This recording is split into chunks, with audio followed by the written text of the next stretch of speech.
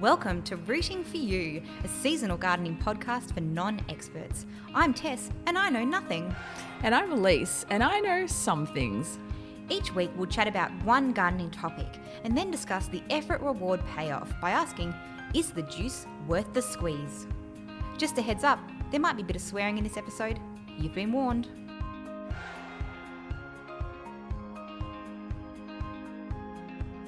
We keep a list of topics that we want to do for the podcast, and today's topic has been on that list for so long, I can't even remember when we first mentioned it. Today, we're talking about Yacon. Now, Alyce, I was going to ask for a sell on the Yacons, what it is, how do you cook and eat it, your favourite Yacon recipes, but instead, do you want to explain to everyone what's in front of us right now?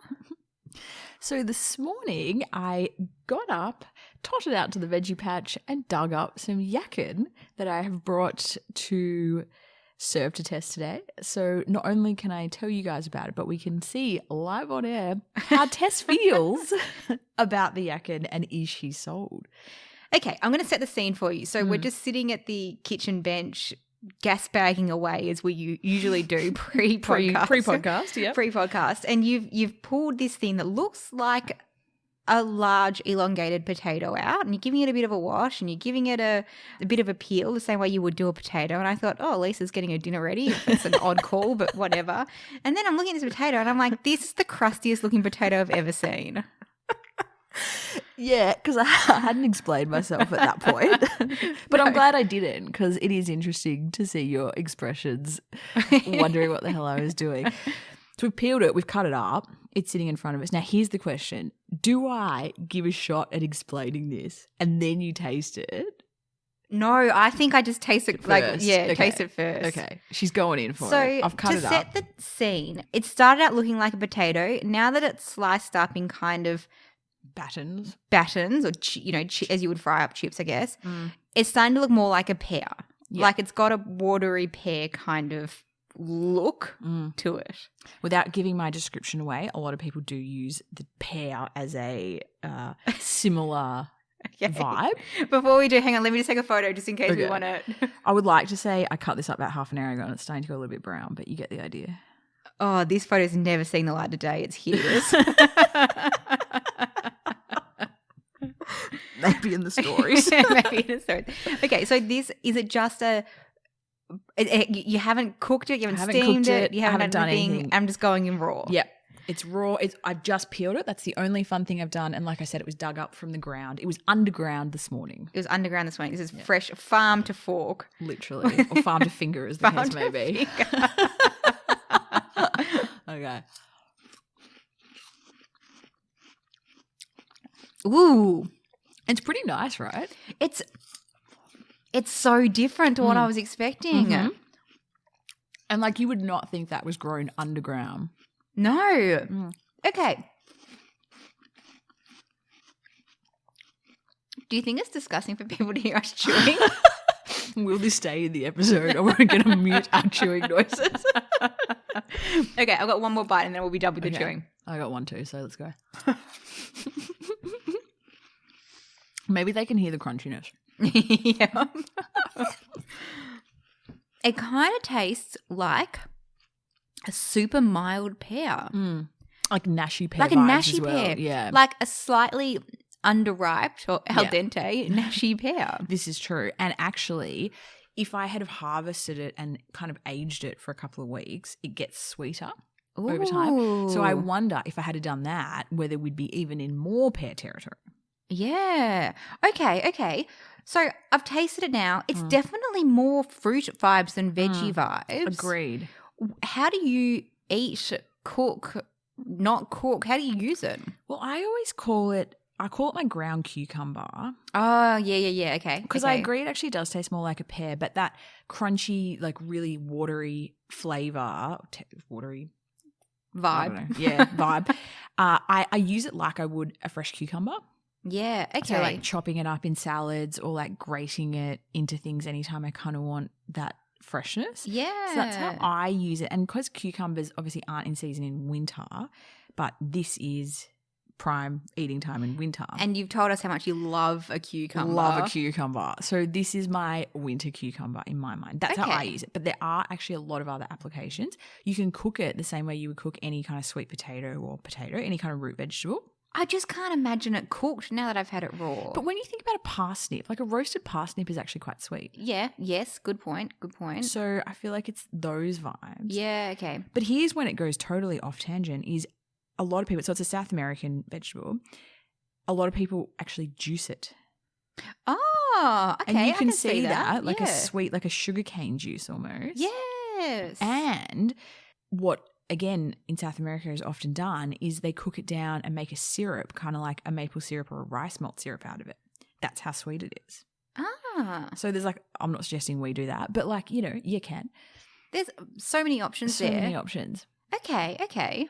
I would say, like, for me, I really am all about fresh salads even in winter, but I get that that's not everyone's jam. Some people are going to move more towards the cooked veggies. So I think you just roast it the way you'd roast everything else. I like it. I like it a lot. I didn't think looking at it I was going to like it. It goes down pretty easy. Yeah. I'll say that much. And just, do you know anything about like nutritional value? Yeah, so it is actually very nutritious, as are all veggies. But one thing in particular, it has a huge amount of inulin, which is a prebiotic. Inulin. Okay. Yeah. It's actually, you can buy inulin as like a supplement. That's how okay. people additionally add it to their diet. It's a really good prebiotic fiber. Good for the gut. Great for the gut. And it's interesting because it has actually a lot of similarities to Jerusalem artichokes. That's going to come up a lot in the growing, but there's also a lot of similarities in the nutritional profile. But what I will say is, you know how the Jerusalem artichokes are the fartichokes? Yep. I've never eaten enough Yacon that I've got farty. Okay. Now, is that a reflection of I'm not eating as much Yacon as I am on Jerusalem artichokes, or is it they don't have that same effect? I've never read or heard anyone be like, "Oh, watch the Yacon, you're gonna fart." So it doesn't also have a fun name like fartichoke. So, well, on this actually, there is. It doesn't roll off the tongue the same, does it? It actually has a lot of different names that it's known as. So Okay. I thought we could run through them simply because I think in Australia, definitely Yacon is the most common name. So that's what we're going to go with. Yep. But people might know it as sweet root, quite literal. Yep. Peruvian ground apple. Also kind Quite of literal. Quite literal. This one I am not going to say right, but here goes. Strawberry jacama. Okay, that's not helpful. I'm not getting strawberry vibes. Bolivian sunroot. Yep. Lacon. Or I might not be saying that right, but sure. This one also quite literal. Ground pear.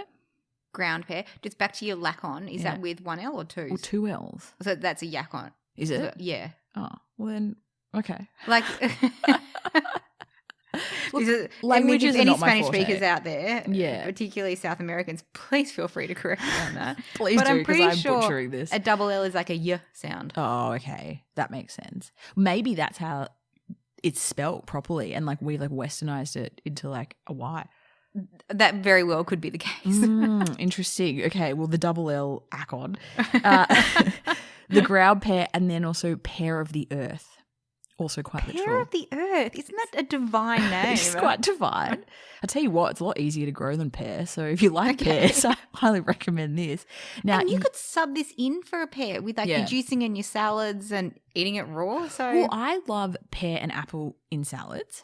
Always. I'm obsessed with that. My dad cannot stand it. He's like, really? He's like, is this a fruit salad or a dinner? So, such a dad joke. such a dad thing to say.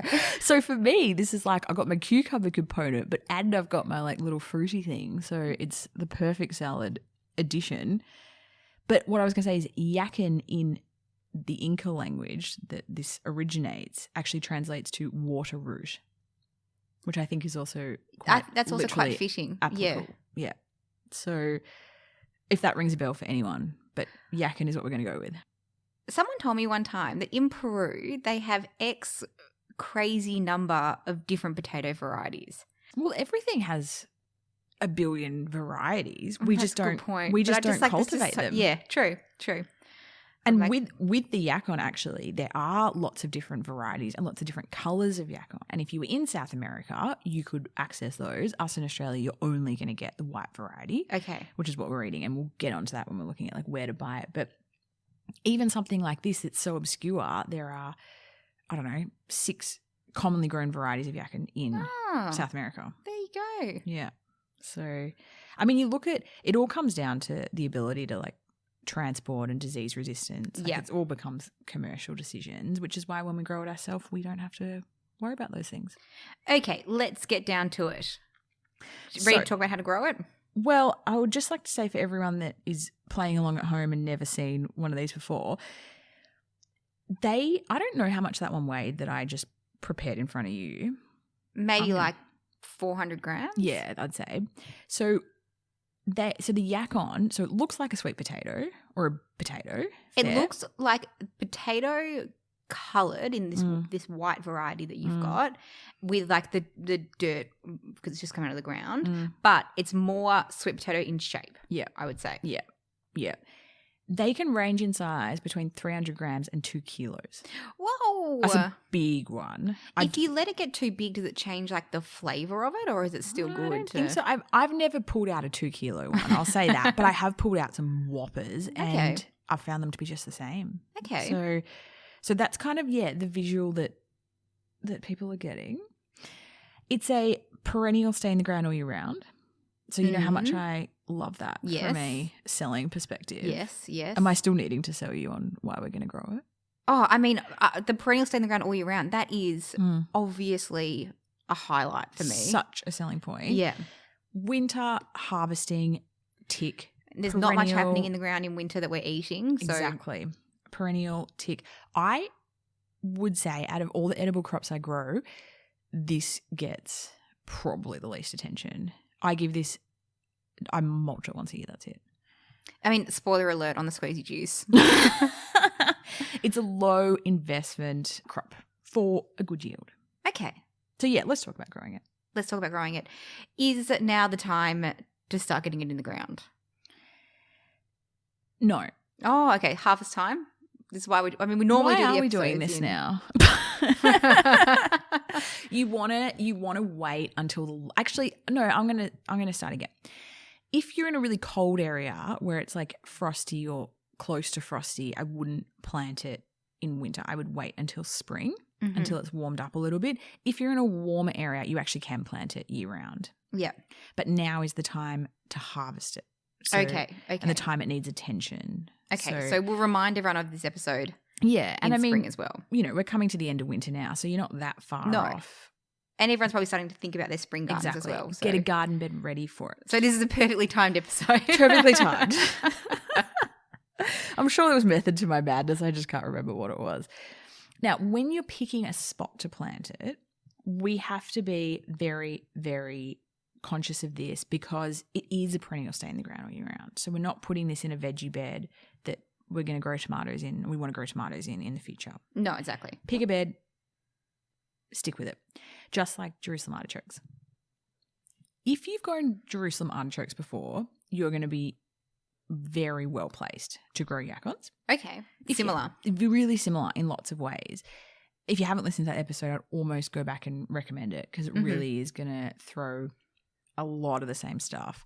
We're going to have the same bed, the dedicated bed for this crop, and they're going to grow tall, stick-like plants that look vaguely like a sunflower, just like the Jerusalem artichokes, with little yellow flowers, quite fitting. And underneath at the roots, that's where these tubers form that we're going to eat. And it's the same thing where all spring, summer and autumn, these tall plants shoot up. They look quite pretty actually. And then come winter, they die down. And that's when we harvest the roots underneath. The only difference, not the only difference, but a key difference between this and artichokes is artichokes can be quite invasive, as we've talked about. Like once they're in a bed, they're never leaving. They'll even start coming out of the bed. Like they're a real pest. The Yacon isn't a pest like that. So you could have it in a spot that was next to something else and it's not going to take over. Okay. The flip side of that, or the negative of that, is it's not as productive as Jerusalem artichoke. So if you want to look at like food production per square meter or whatever, the Yacon's not as good. But nothing's as good as a Jerusalem artichoke. So if that's So your it's standard. still good. Yeah, it's still but just good. not as good. Just not as good, yeah. So it's a permanent bed, so we've got to give a lot of thought into where it's going to be. What kind of sunlight do we need? And obviously, what kind of sunlight do we need all year round? We need good sun in the warm months, but in winter, nothing is happening. Okay. So you need good summer sun, but you don't need to worry about the winter situation. Again, dahlias are a really similar crop in a way. And the dahlia tubers, our little penguins, look quite similar to the Yacon tubers. So that's the same thing, that we want the sun to get the best crop of dahlias, but then in winter we cut them down, they stay under the earth, there's nothing going on. So anywhere you could grow a dahlia, you could grow a Yacon. Good summer sun, don't care about winter. Okay.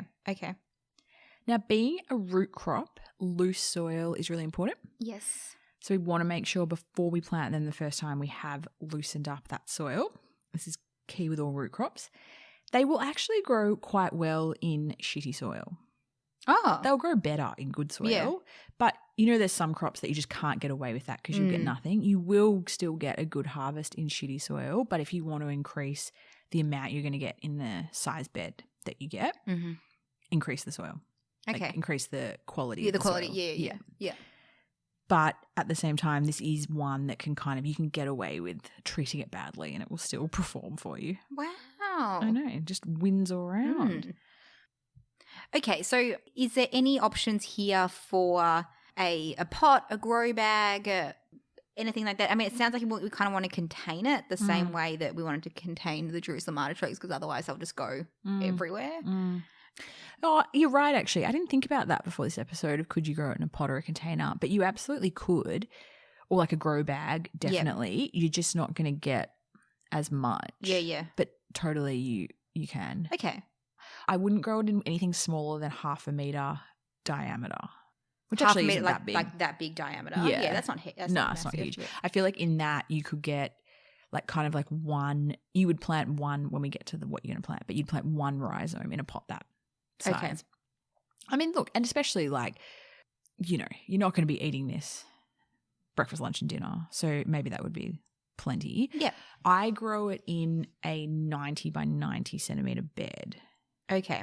And I get quite a lot out of that, which is big. Like, you know, in your garden bed, that would be quite big, but in a bigger context of food growing, it's actually not a big space and it does perform really well. I couldn't tell you like weight wise, but maybe I'd get 8 to 10 kilos. Maybe I'm being optimistic. Maybe 8 is better. So I think that's quite a lot.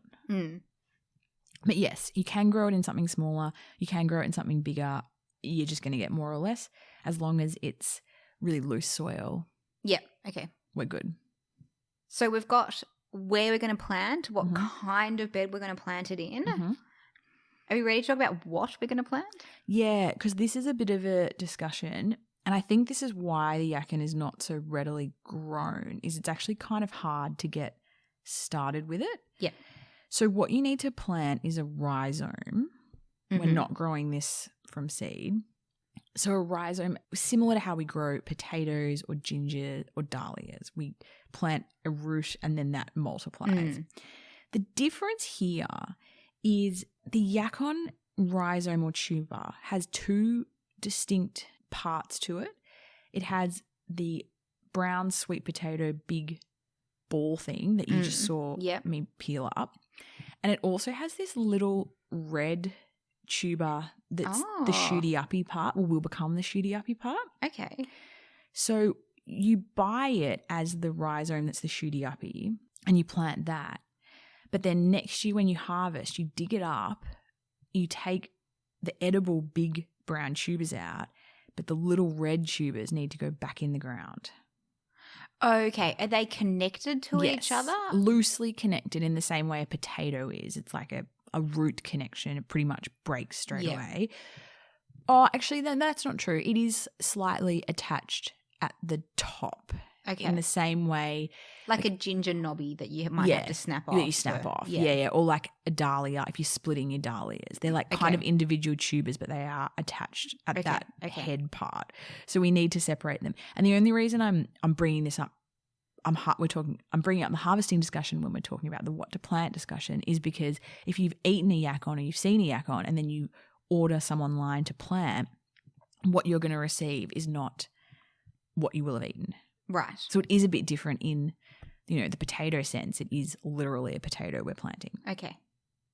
So the best way to get your hands on this, I think, is order it online. That's the only place I've ever seen the rhizomes. And there's a bunch of online nurseries. There's heaps. I think they just often go out of stock and into stock or whatever. So just get yourself on a waiting list. Yeah, and right. once you've bought it once, you never need to buy it again. Yes. So I bought one, I don't know, maybe 3 or 4 years ago, and then planted that, and then like all the other tubers we've discussed, it's multiplied. So now I've filled up that entire bed just from that one plant. Mm. So it's worth it at the start to find the thing and then you'll be home and hosed. It's not like potatoes where every year you're buying another set of seed potatoes or whatever it is. You're not. So get you one. Like I said earlier, there are different varieties, but don't worry about it. You're only going to be looking for one. It's a Yacon or it's not a Yacon. Okay. Simple as that. And like I said, in winter, in a cold area, I'd wait a bit to plant it, but the rest of Australia, get it in anytime. But I think, naturally, I would say spring is the time for everyone to be planting. Yeah, okay.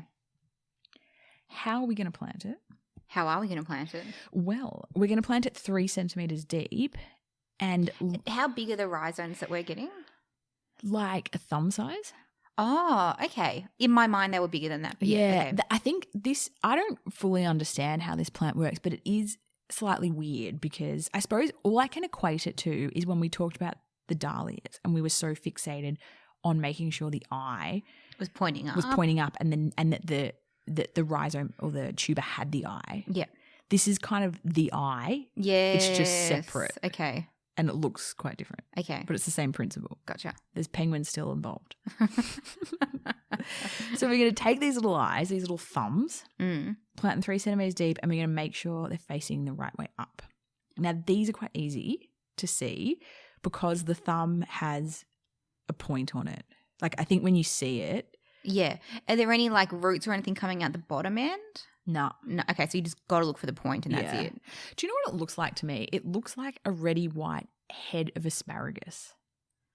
Oh, okay. This is getting some crazy visuals, but how at the head of the asparagus you can kind of just tell what the point, the tip is. Yeah. That's how this kind of looks. Yeah. I should have bought one for a demo. Anyway, I'll be able to find a photo of that. So just make sure that's facing up. Yeah. And then, so you're going to plant them 3 centimetres down. You're going to plant them about 1/2 metre apart, which is why I said if you're in the 1/2 metre pot. Then you're only putting one in. Yeah. Gotcha. And again, I only started with one and then I've divided that up myself to fill this bed. So if you were buying them and you wanted to fill that 90 centimetre bed on first go, you might plant 3 or 4 in there and that's it. Yeah. And then it's going to go. So it's quite economical as well because, say they're, I don't know, $3 or $5 each or something and then you're buying 3 of them. That's cheap. Yeah, and then you got it forever and ever. Then the key once you plant them is to mulch them really well. Okay. We see this with growing potatoes. We see this with growing garlic. A lot of these tuber type plants, we mulch well. They will sprout up through that mulch, no problem. Mm-hmm. You won't suffocate them. So that's literally all you do. That's it. Literally. There's no pests currently. Things could change, but so far so good. That's amazing. Yeah, it is. They're also quite drought tolerant. Oh my gosh. Now, look, I don't think any food crop is truly, well, maybe not any, that's extreme, but out of the food crops that we eat, there are not many that I would say are even remotely drought tolerant. Like I say, you don't water your cucumbers for a couple of days and you're screwed. This is very drought tolerant. I'm so surprised by that because this thing that's in front of me is quite watery. I thought the same, but I do wonder if almost that's the reason why it can be drought tolerant because it holds so much moisture in the actual tuber. Yeah. So I have it in a garden bed that has no watering system. And look, obviously if it's really hot, I do get out there with a hose, but it is relying on me manually watering it, which, let's be honest, doesn't happen that often.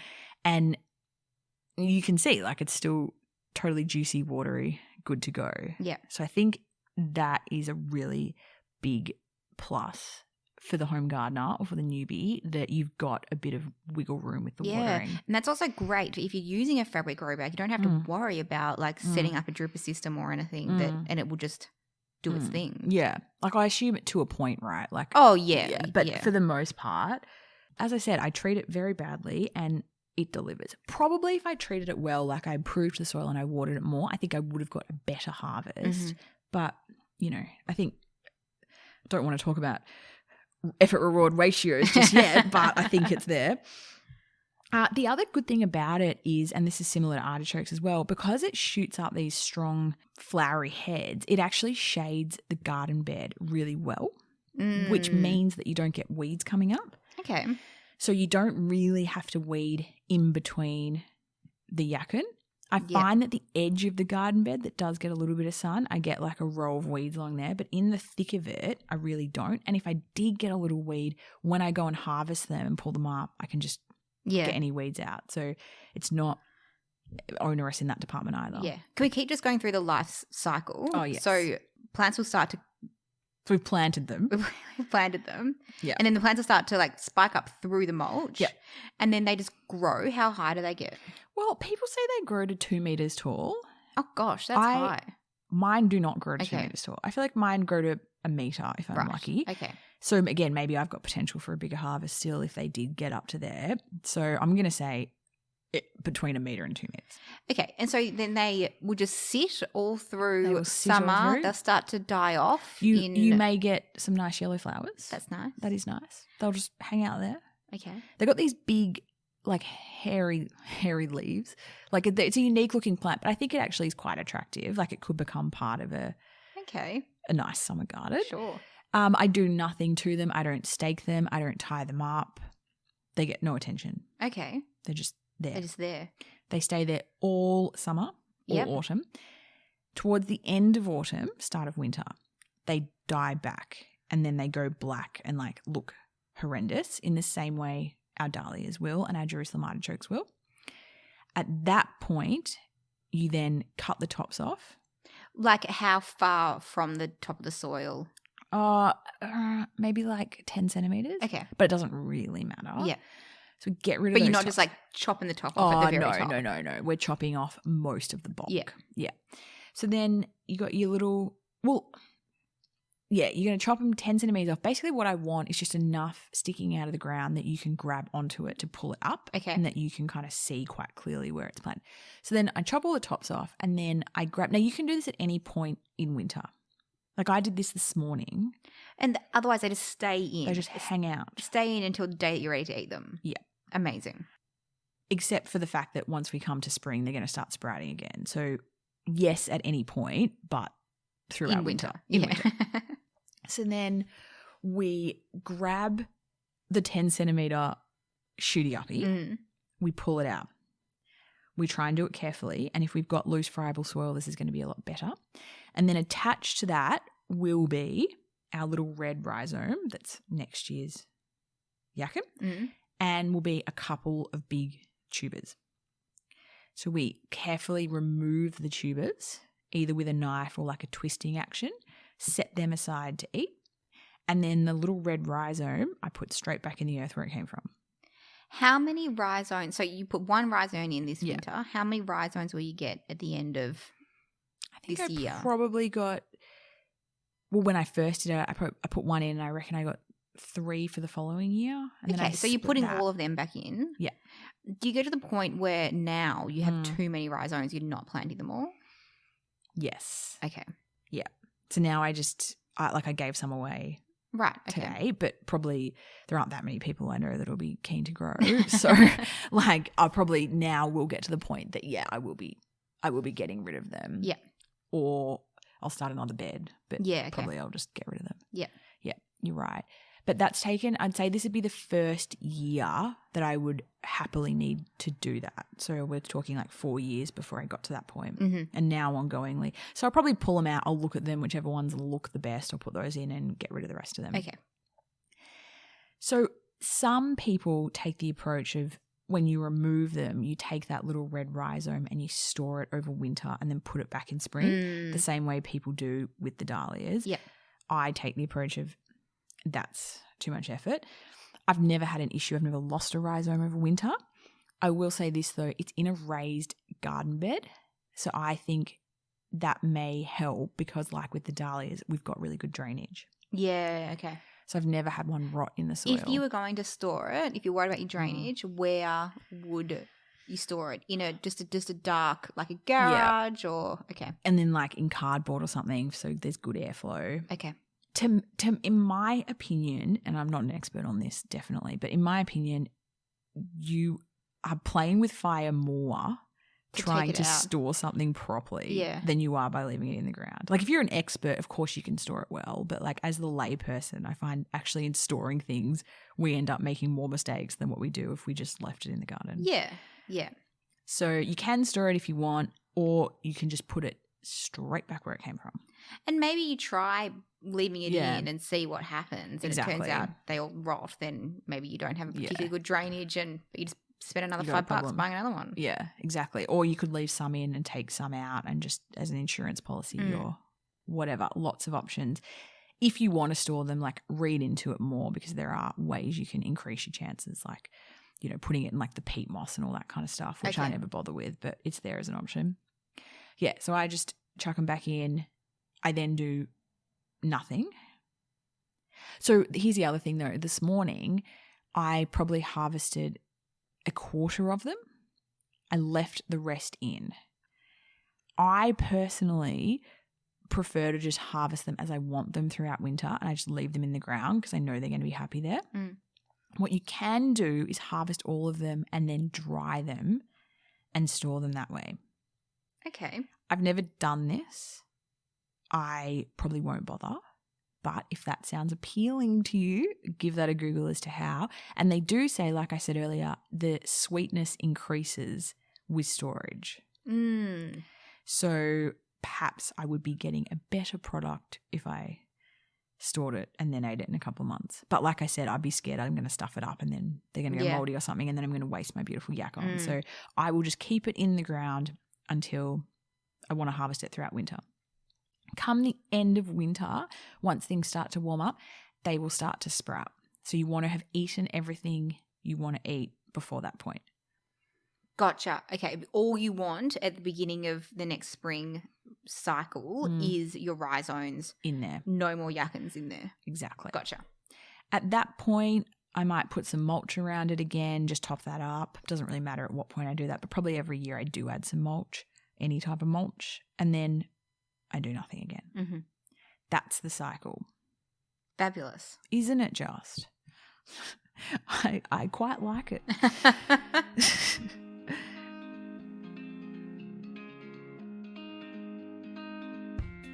So the big question, is the juice worth the squeeze? This is where we look at the effort-reward ratio of today's topic. The categories are superstar, high effort, high reward. Completing this will make you feel like an absolute rock star. Best on ground, low effort, high reward. Quick wins and fill-ins, low effort, low reward. And finally, the wooden spoon, high effort, but not much reward.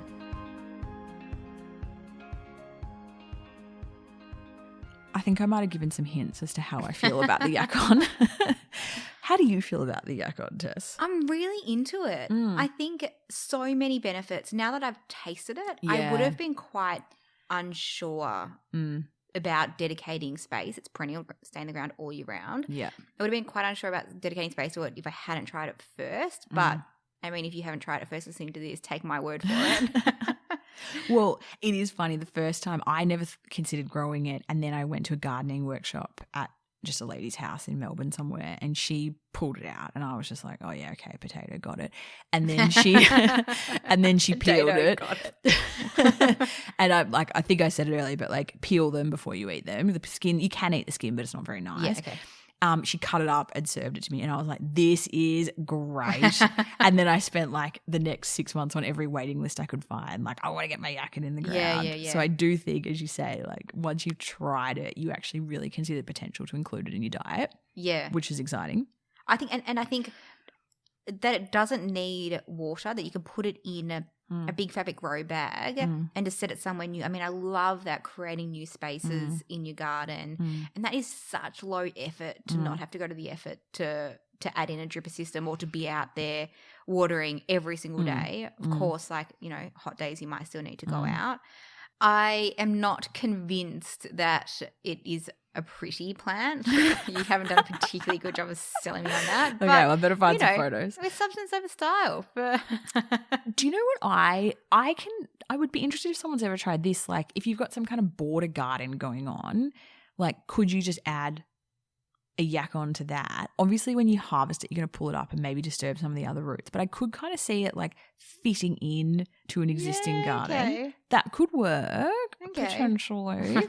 Do you know what I think is one of the biggest pluses for me is the fact that it doesn't need maintenance through the warmer months, in the sense of, you know, we're growing a cucumber, we're growing a tomato, we're out there staking it or caging it or pruning it, or, you know, all those kind of things. General watching over them. Just general, like eyeballing it. Yeah.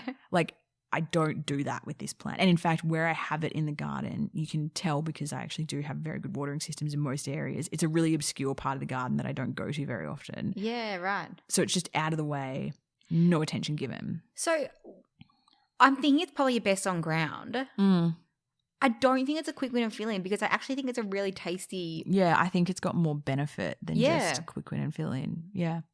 So look, I'm sold. I think. Obviously. Yeah, look, I do think if you haven't tried it, you might be struggled to be sold, but I've convinced Tess with one bite. So hopefully you guys can get that feeling too. Yep. Fingers crossed that we've conveyed that.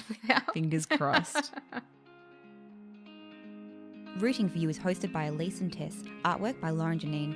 You can find us on Instagram @rootingforyouPod or email rootingforyou@alycealexandra.com. And remember, we are rooting for you.